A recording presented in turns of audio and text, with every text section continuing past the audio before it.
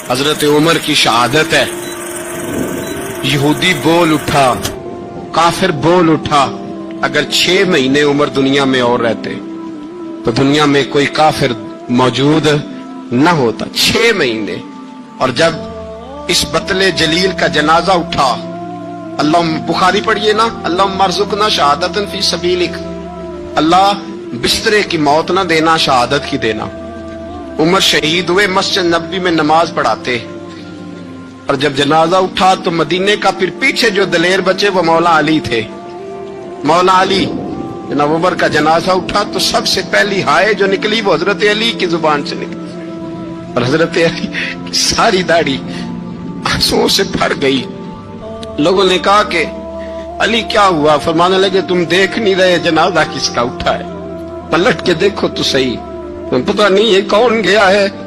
हुजूर क्या हुआ? अब फरमाने लगे, उमर इस तरह के काम करके गया है, अब इनके रस्तों पे कौन चलेगा? कौन इसके जिगर राहे वफा में? मैं नक्श ऐसे छोड़ आया हूं, मैं जिस मंजिल से गुजरा हूं वो अब तक याद करती है। हजरत अली हजरत उमर के जनाजे पे खड़े होकर कहते हैं, अल्लाह मुझे उस तरह के अमल करने की तौफीक दे जिस तरह के उमर करके गया। मेरे भाई, बतले अजीज, बतले हुर्रियत हजरत उमर रदी अल्लाह ताला अन्हो, जो अपनी जिंदगी इनकलाब वाली गुजार के गए। उमर जब दुनिया से गए तो 80 दिनार का कर्जा था, 22 लाख मुरब्बा मील का हुक्मरान। और अपने बेटे से कहने लगे, बेटे कोशिश करना तेरे खानदान वाले मिलके मेरा कर्जा उतार दे, मेरी कब्र पे बोझ ना रहे। और अगर खानदान वाले मदद न करें तो मेरे दोस्तों से बात करना, वो मदद न करें तो फिर अली से बात करना। इनका प्यार आपस में इतना, और तू इख्तलाफ साबित कर रहा है। 80 दिनार का कर्जा छोड़कर हजरत उमर दुनिया से गए, और जाती दफा कह गए, मेरे बाद मेरे बच्चों को हुकूमत के मशवरे में भी शामिल न करना, हुकूमत के मशवरे में भी मेरी औलाद शामिल ना हो। इतना बड़ा शख्स इतना बड़ा रंग दे के यकम मुहर्रम को जब उमर फारूक का विसाल हुआ तो बेटे से कहने लगे, अम्मा आयशा से जाके कहो मेरा भी नबी पाक के रोजे में दफन होने को दिल करता है। एक कब्र की जगह है, अम्मा जी ने अपने लिए रखी है, बुखारी या बुखारी। हजरत आयशा के पास साहबजादे गए, कहने लगे, अम्मा जी उमर को जख्म लग गया है, हालत बड़ी परेशानी वाली है। वो कहते हैं, अगर अम्मा इजाजत दे। सैयद आयशा रो पड़ी, फरमाने लगी कि वो अपनी कब्र की जगह तो नहीं ना किसी को देता। पर उमर ने कमाल ही बड़ा किया, उसे कहो जाओ गुंबद खजरा में कयामत तक जो मुस्तफा पे और अबू बकर पे सलाम पड़ेगा वो तुझ पे भी सलाम पढ़ के जाएगा, जाओ मैंने जगह दी। आला हजरत फाजिल बरेलवी रहमतुल्लाह अलैह फरमाते, वो उमर जिसके आदा बेशैदा शकर, उस खुदा दोस्त हजरत पे लाखों सलाम, उस खुदा दोस्त हजरत पे। आप यकीन करें, मिंबर पे बैठा हूं, हजरत उमर का जब नाम लेता हूं तो मेरे वजूद के रोंगटे खड़े हो जाते हैं। हजरत उमर की जिंदगी जब पढ़ता हूं तो लगता है, खुदाया ऐसे शख्स भी दुनिया में आए। कि हजरत उमर रदी अल्लाह ताला अन्हु का आज यौम शहादत है। मेरा तो दिल करता था कि फजर से बातें शुरू हों और सारा दिन ही उमर की बातें होती रहे, सारा दिन जनाबे उमर की बातें, सारा दिन। इसलिए कि जिक्र जनाबे उमर का होगा पर राजी अल्लाह के रसूल होंगे। मेरे रसूल पाक अलैहिस्सलाम सबके लिए ही दुआ मांगते हैं ना, हुजूर की दुआ आम है, लेकिन मुस्तफा करीम ने काबे का गुलाफ थाम लिया और गुलाफे काबा को हुजूर ने सीने से लिपटाया और सीने से चिमटा के कहा, अल्लाह मैंने तो कभी सवाल ही ज्यादा नहीं किए, मैं करने आया हूं, मुझे उम्र दे दे, उम्र दे दे। हुजूर ने मांग के लिया। और फिर जब जिसको हुजूर मांगे अल्लाह से, हजरत औफ बिन मालिक अशजई एक सहाबी हैं, हजरत औफ बिन मालिक रदी अल्लाह ताला अन्हु फरमाते हैं कि जनाब अबू बकर सिद्दीक का जमाना था तो मैंने ख्वाब देखा, मैंने ख्वाब में जनाब उमर को देखा, और मैंने देखा कि कोई कहने वाला कह रहा है कि उमर वो है कि अल्लाह के रस्ते में कोई इसे जितना मर्जी बुरा भला कहे ये परवाह नहीं करता। किसके रस्ते में? बोले सारे। इसका मतलब है अल्लाह के रस्ते में लोग बुरा भला भी, कुरान मजीद ने कहा, वला यखाफून लौमत लाइम, कुछ लोग ऐसे हैं जो बुरा भला कहने वालों की परवाह, लोग परवाह नहीं करते। اور دوسری بات میں نے یہ دیکھی کہ عمر خلیفہ بنے گا، اور تیسری بات میں نے خواب میں یہ دیکھی کہ عمر شہید بھی کیا جائے گا، عمر شہید بھی ہوگا۔ یہ میں نے 3 باتیں خواب میں دیکھی۔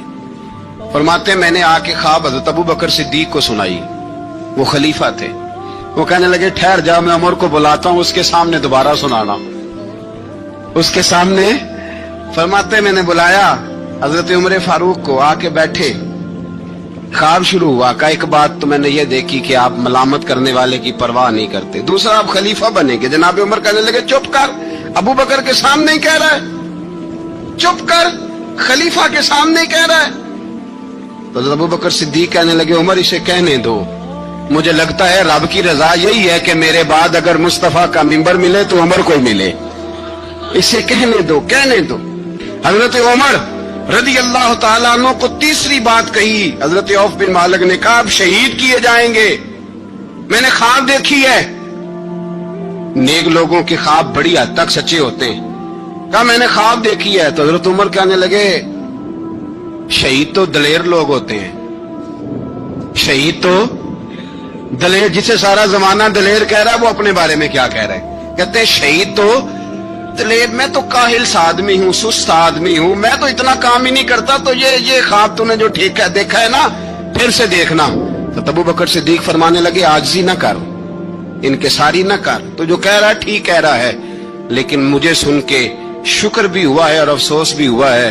افسوس اس بات کا کہ تیرے جیسا بطل عظیم چلا جائے گا، اور شکر اس بات کا کہ رب تجھے زندگی بھی اعزاز والی دے گا، اور شہادت کی موت دے کے اللہ تجھے موت بھی عزت والی عطا فرمائے گا۔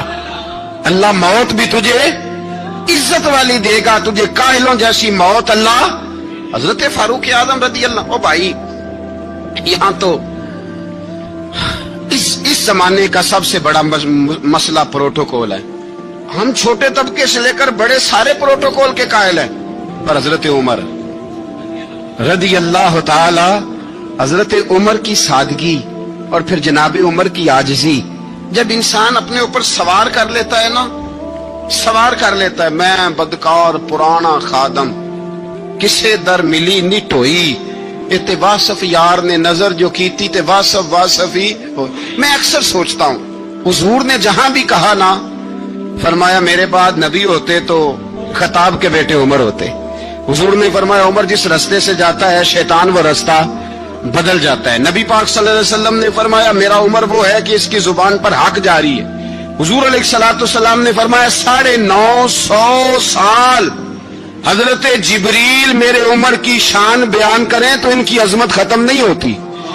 950 سال جبریل عظمت بیان کرے تو ختم نہیں ہوتی۔ یہ بات ہے حضرت عمر کی، اور فرمایا عمر ابو بکر کی نیکیوں میں سے ایک نیکی ہے، یہ شان ہے اب عمر فاروق رضی اللہ تعالیٰ عنہ کی۔ حضور نے فرمایا میرے بعد نبی ہوتے تو عمر ہوتے، جس گلی سے عمر آئے شیطان رستہ بدل جائے۔ میرے عمر فاروق کی شان 950 سال بیان ہو تو ختم نہ ہو۔ عمر کی زبان پر اللہ حق بیان کرتا ہے، جو عمر کہتا ہے وہی رب کر دیتا ہے۔ حضور ساری زندگی فضیلتیں بیان کرتے رہے، عمر جواب میں کیا کہتے ہیں؟ کوئی بتائے نا کہ یہ والی حدیثیں کبھی عمر نے بھی روایت کی ہوں کہ حضور نے میرے بارے میں یہ کہا ہے۔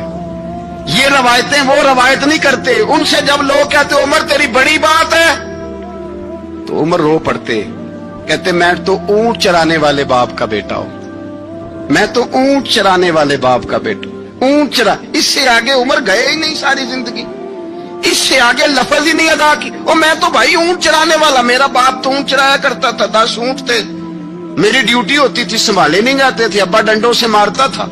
ساری زندگی عمر حج کرنے گئے، ایک خشک تنا کھجور کا عمر فاروق رضی اللہ تعالیٰ عنہ نے اس کو اپنے کلاوے میں لیا، رونے لگے۔ لوگوں نے کہا عمر کیا ہوا؟ فرمانے لگے یہاں میں اونٹ چرایا کرتا تھا، یہاں میں اونٹ چراتا تھا، 10 اونٹ سنبھالے نہیں جاتے تھے۔ دیکھو رسول اللہ کی شان، آج ساری امت چلانے کا طریقہ عطا فرما دیا ہے، ساری نظریے سے پیار۔ یار پیسہ کس کو برا لگتا ہے؟ سارے صحابہ مل کے آئے، کہنے لگے عمر فاروق سے کہنا ہے نبی پاک کے زمانے میں تو ظاہراً غربت تھی، ابو بکر کے دور میں بھی غربت تھی، اب تو بڑا مال ہے۔ उमर से सिफारिश करो कि उमर नया कुर्ता पहना करे। मुल्कों के सफीर आते, उमर वही फटी पुरानी चादर ओढ़ के और वही कई जगह पे पेबंद लगे सूट पहन के सफीरों के सामने बैठ जाता है। उमर को मशवरा दो, तय हो गई बात। सब ने जब मशवरा दे लिया तो सारे कहने लगे ये बताओ शेर की मूंछ को हाथ कौन लगाएगा? कहना किसने है, बंदा भी तो ढूंढो ना।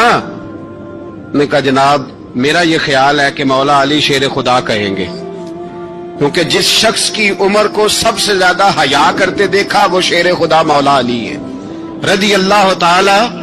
अली कहेंगे इसलिए कि जनाब अली तो कई दफा जब गुफ्तगू करते थे तो हजरत उमर चुप कर जाते थे और फरमाते थे अली ना होता तो मैं हलाक हो जाता। तो कहा अली से कहो। जनाब अली शेर खुदा को बुलाया, किस काम के लिए जी? अल्लाह अकबर। ये जरा अपने इस दौर पे इस बात को जरा लाका जनाब उनसे कहें कि ज्यादा नहीं, एक कुर्ता नया पहन ले। सफीर आते हैं, वजीर आते हैं तो एक कुर्ता नया पहन ले। हजरत अली को बुलाया, आप फरमाने लगे कोई और बात होती तो मैं कह देता, ये वाली मैं नहीं कह सकता। कोई और होती तो मैं उमर को कई दफा कह देता हूं, जलाल में भी तो सुन, ये वाली मैं नहीं कह सकता। मैं तुम्हें एक मशवरा देता हूं। कहा वो क्या? कहने लगे सैयद आयशा सिद्दीका से कहो, वो मोमिनों की मां है, उमर टालेगा नहीं। अम्मा जी से जाके कहा अम्मा जी नया कुर्ता उमर से कहें पहन ले। वजीर आते हैं, बड़े बड़े लोग, तो चलो कोई अर्ज नहीं। अम्मा जी ने कहा अच्छा कोई बात नहीं मैं बुला लेती हूँ। जनाबे आयशा ने पैगाम भेजा। जब खादम ने कहा ना मुस्तफा के घर से पैगाम आया है, तो 20 लोग बैठे थे। उमर कांपते हुए उठे, कांपते दौड़े। हजरत आयशा पर्दे में थी तो फरमाती हैं उमर अत्ताहियात की हालत में बैठ गए। कहा अम्मा जी देर तो नहीं हो गई मुझे आने में? कहा नहीं टाइम पे आ गए हो। किस लिए बुलाया था?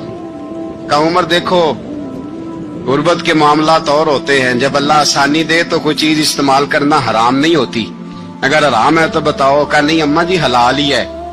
तो फरमाया फिर इतने सफीर आते हैं, मुशीर आते हैं, अब तो माले गनीमत बड़ा आता है, ढेर लग जाते हैं मस्जिद में, तो चल एक नया कुर्ता तुम भी पहन लिया करो। और आप नया कुर्ता पहनोगे तो धाक बैठेगी गैरों पर। तो सहाबा का मशवरा है कि आप नया लिबास पहने। अम्मा जी कहती है मैंने हुक्म दिया तो उमर चुप कर गए, गर्दन झुक गई। थोड़ी देर के बाद सैयदना उमर फारूक ने सर उठाया तो दाढ़ी पे आंसू गिर रहे थे, रो पड़े। कहने लगे पाक महबूब की पाक बीवी, जैसे हुक्म करती हो मैं हाजिर हूं, पर मुझे वो वाला लिबास पहनाना जो मेरे मुस्तफा ने पसंद फरमाया है। अगर ये रंग रसूल पाक का है तो मैं हाजिर हूं, और अगर नबी पाक का नहीं तो फिर जैसे आप हुक्म करें।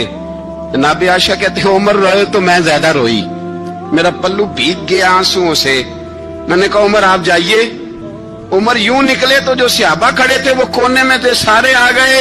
कहा अम्मा जी क्या बनाओ? फरमाया भाई तुम सब जो बातें कहते हो वो अपनी जगह ठीक है, पर उमर जो बात करता है वो सबसे ज्यादा ठीक है। उमर जिस पहलू पर बात करता है वो यार ऐसी आजी, ऐसा रंग, ऐसा अंदाज, ऐसा तर्ज हयात, ऐसी जिंदगी। औलाद के मामले में लोग बुज़दिल हो जाते हैं, बुज़दिल। पर हजरत उमर का बेटा मिस्र गया, वहां से कमाई करके लाया, तिजारत करने गया, लाखों का माल।